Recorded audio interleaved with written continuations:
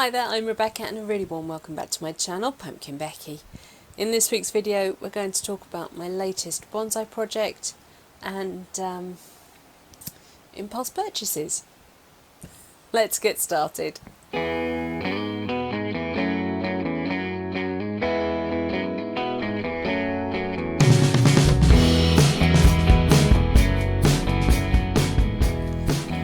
So do excuse the dodgy backdrop.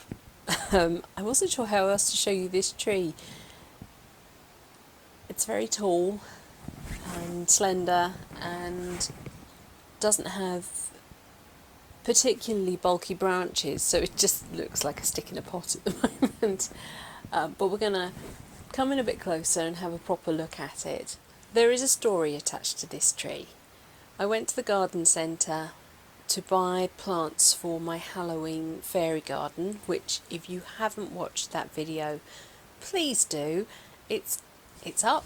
I'm so proud of the way it turned out, my model making, just everything about it. Even the special effects footage at the end. It came together beautifully.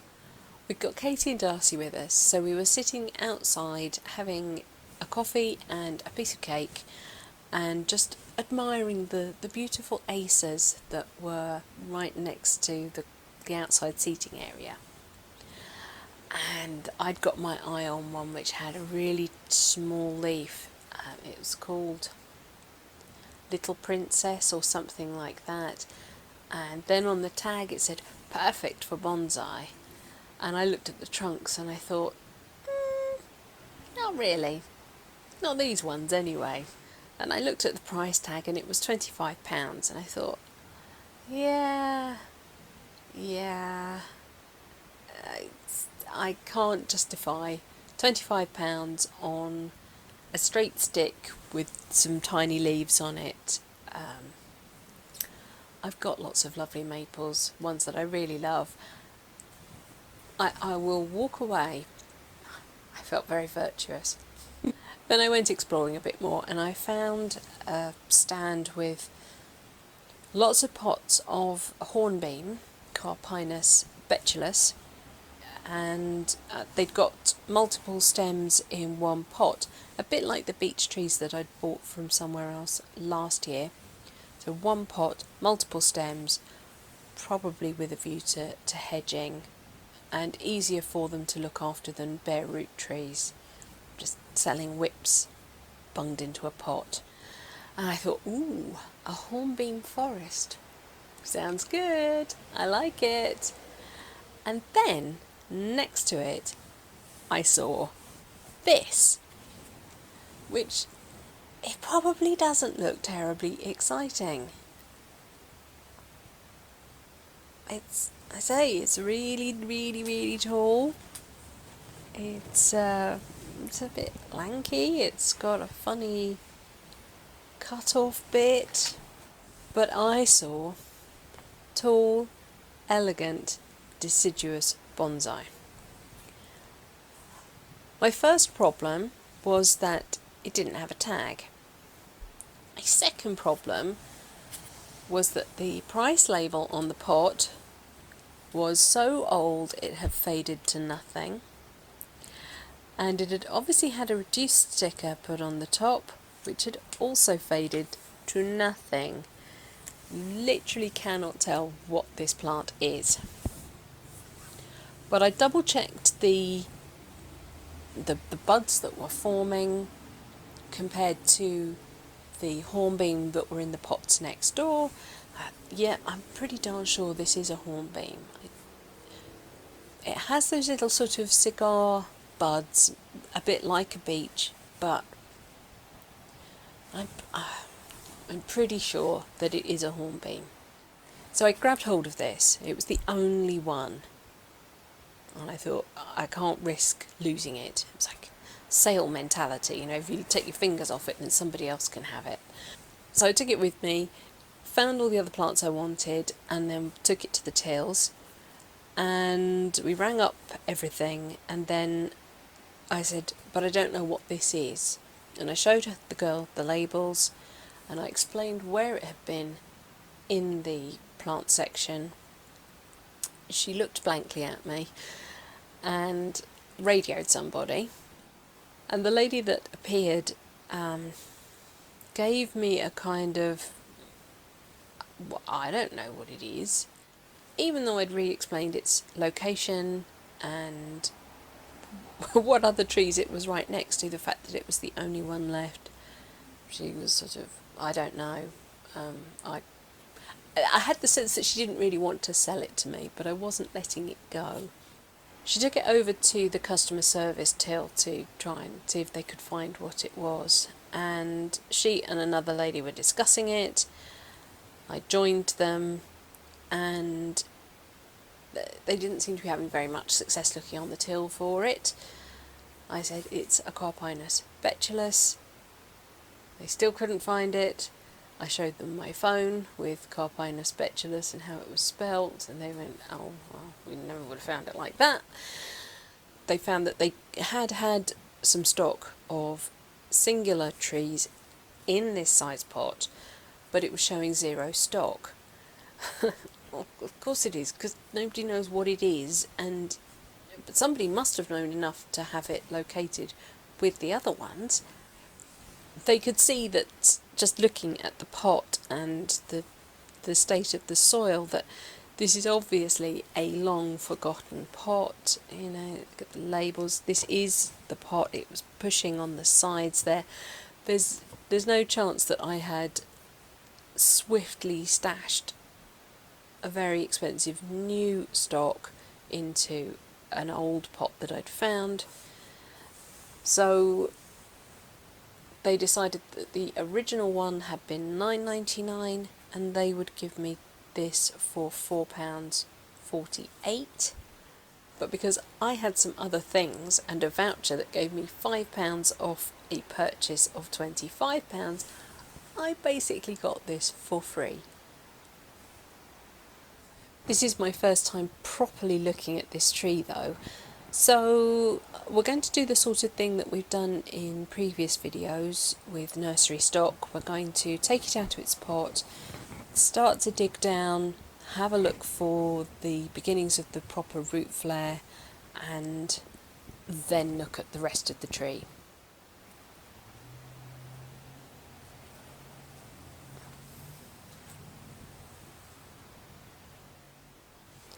Has anybody solved my mystery from 2 weeks ago? I've had a couple of suggestions, but I'm not convinced. I think the answer's still out there. So if you want to go back and have a look at that video, you can help me solve a mystery, which I really, really, really want to know the answer to, because I think it's going to be a fantastic tree. I just want to know what it is. As with all the other nursery stock videos I've done this year, although I'm pretty sure I don't need this root, I don't want to take it off right now. I'm going to wait until spring. I also have another one coming up here that I probably don't want. It's not that much further below this one. What I do want to do is remove some of this lichen and stuff, especially away from the trunk, because it will start to weaken that lovely bark.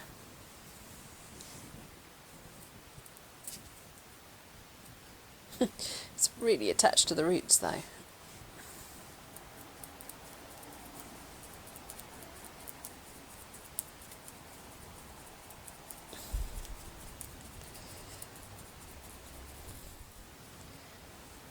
What I might find myself doing is just slip potting this up into a bigger pot, so leaving the root ball predominantly intact and just sticking it in a new pot. It would not hurt to just loosen the sides a little bit like you would if you were planting a tree in the garden. Encourage those roots to not be going around in circles, which I'm absolutely certain they are because this has been in its pot for so long. I had to remove a lot more soil than I realised. These were a tangled mess, and realistically they still are. But I have found this lovely bend in the trunk. Just all of this, lovely.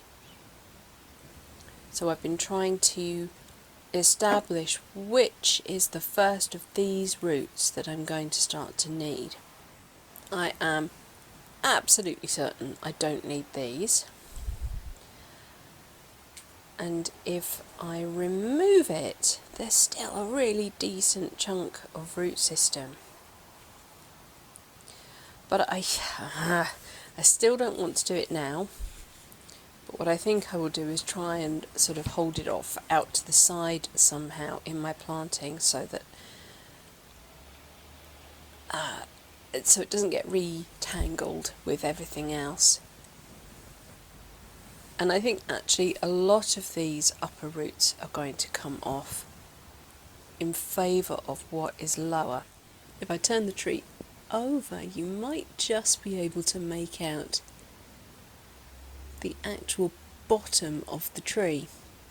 These thick roots are forming the actual base of the tree. So yes, there was an awful lot of untangling had to go on, and I had to do it very carefully and very slowly. I did remove a lot of compost, but not very much root at all. This compost is really broken down and muddy, but teeming with life. There's worms and fungi and goodness knows what in here. So yeah, I think I'm going to, in the fullness of time, remove even this root if I can. So this root, and this one. And possibly these ones here, so that I can utilise this lovely sweeping bend. But that's not going to happen today. No.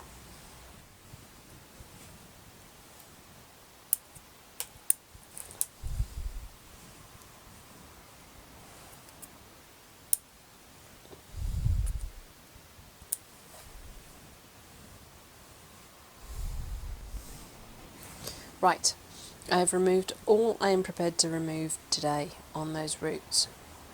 Everything else is just going to get dealt with in the spring.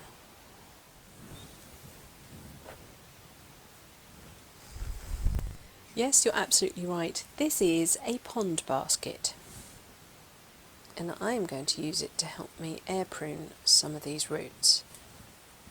It is going to give the roots a little space to move, because it is a bit bigger diameter wise than the pot was, but I'm not going to be excessively growing the depth of the roots. This tree already has a really nice shallow defined root system. I want to keep it fairly shallow. This unwanted root stays right out of the way. Try and straighten out the others so that they are a little bit more radial. They're not going to be terribly radial, but they're going to be a little bit more radial than they were. So this is a Hoselock Pond planter. You can see it's got holes everywhere. It is basically a mesh pot. This one is 90mm by 200mm by 200mm. So 20cm by 20cm by 9cm deep.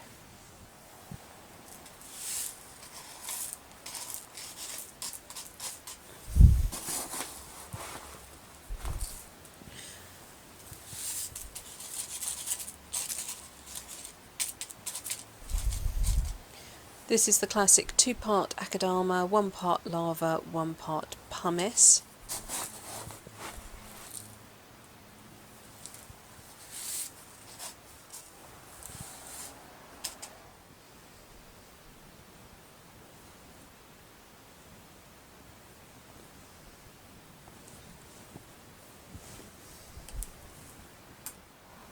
haven't attempted to bare root this tree. What I have done is try to make sense of the root system it has and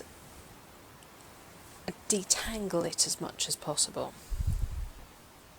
What I want to try and do is sort of stop the problematic roots twisting themselves back round everything, so I have to go through this whole process again. So I'm wondering if any of them can be sort of pinned out of the way with a little bit of cane.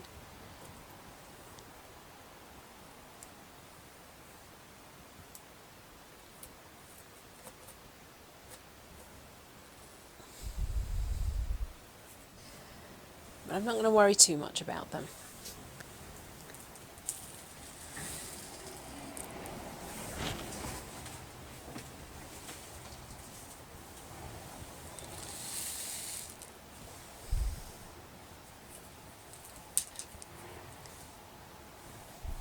I have removed a lot of compost, so I do need to make sure all the spaces are filled with the Akadama pumice lava mixture.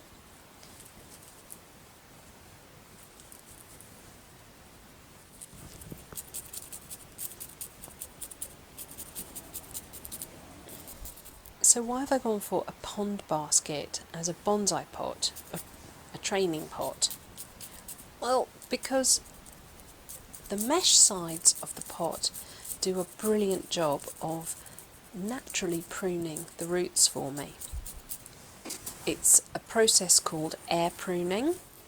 You can actually buy tomato planters now which are perforated all the way up.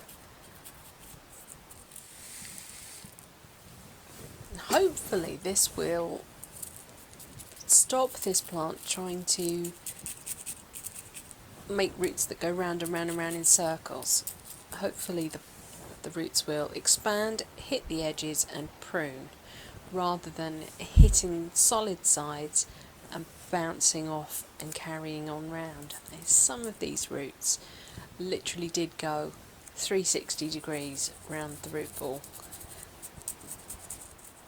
Right, so all the important roots are now covered. It's been well and truly firmed in. I have pushed down with pieces of cane, cut off bits of cane, some of the roots to try and sort of hold them out into the shape I would prefer.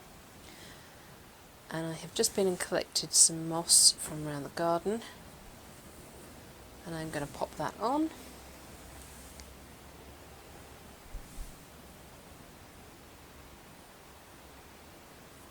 And that will help to protect any roots which have bounced up from the Akadama.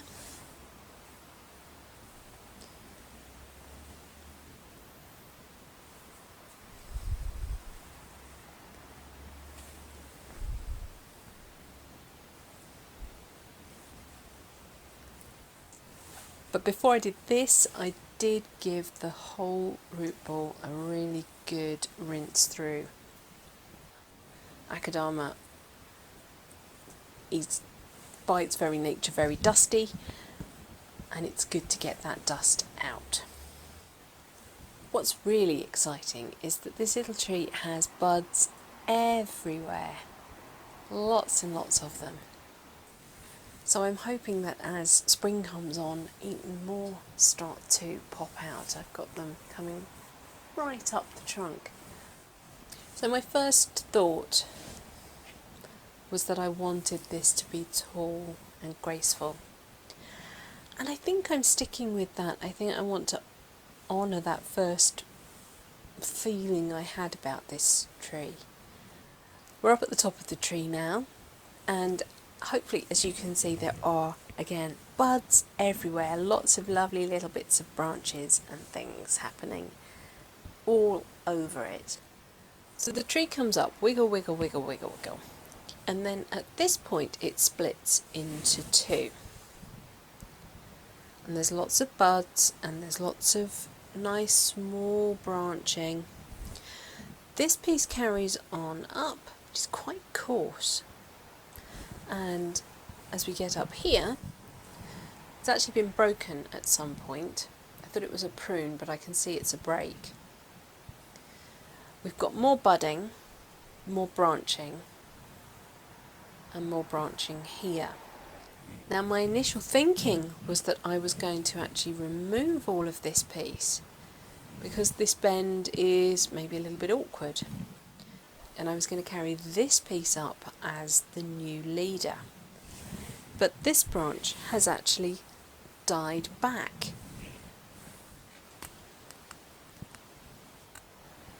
So there's no sign of green here at all. This whole piece has died back. And hornbeam and beech are very prone to that. If you're going to prune, you need to prune to where there are buds. So I'm going to take this length off, at least to this point. Give myself some room for it to die back a little bit more, but know that I've got potential branching happening here. It's actually a bit more. Oh, it's off. That is not how you prune a tree.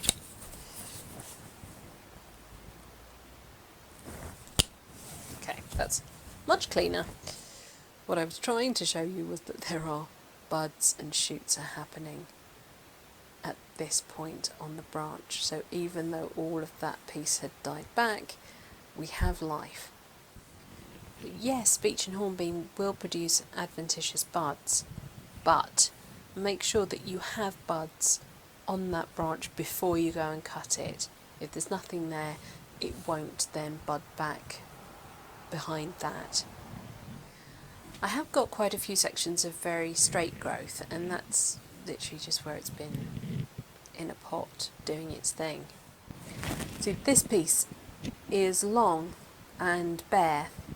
I have got a bud at the tip and I have buds at the bottom, but I would rather see if any of these points maybe push some buds in the spring before I try and shorten this any further. I am going to try and wire some of these shoots a little more upright to try and reset the shoulder a little bit. They've sort of gone a little bit downwards, and I think that's probably where it's been shoved in a corner.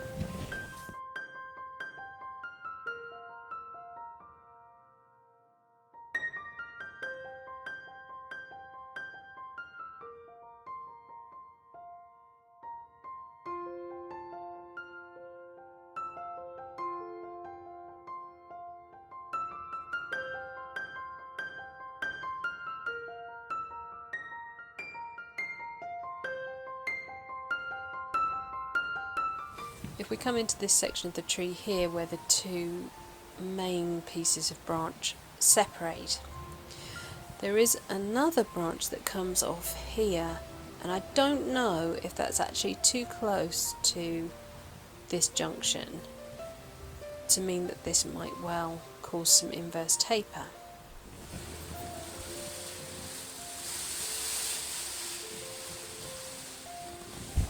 It's raining cats and dogs out there. So I've put some wire on this top piece underneath where that old wound was, and lifted this branch right up. And my hope is that that's now going to become the new leader. I'm just going to pop some cut paste onto the new wounds that I've made.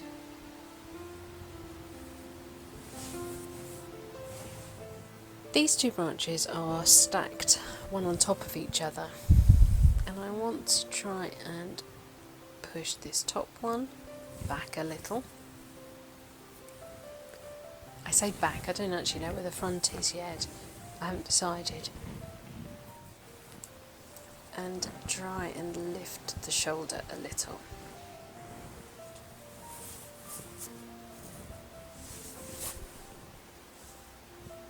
And add some bend into this branch.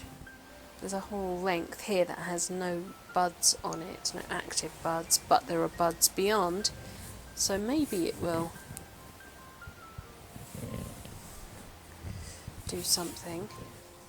And lifting the branch should improve vigour as well, because as we know, laying a branch down flat reduces its vigour. This is a very straight piece of growth.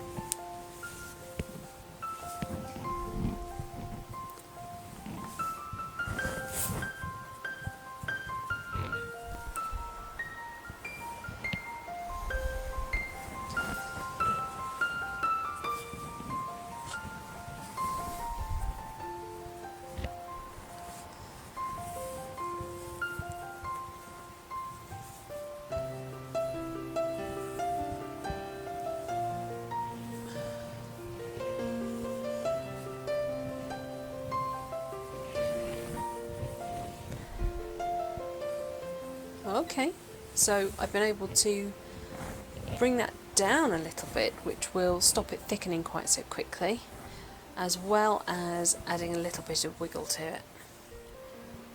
I'm happy that I've made that change. I think that's going to be beneficial, just dropping that branch down and allowing this one to then become the leader.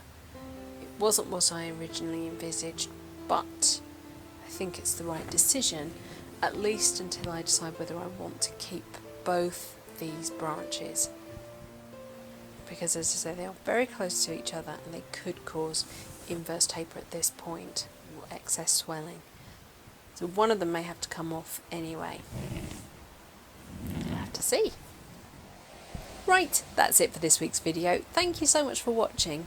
Please remember to rate, share and subscribe to me here on YouTube. And until next time, bye!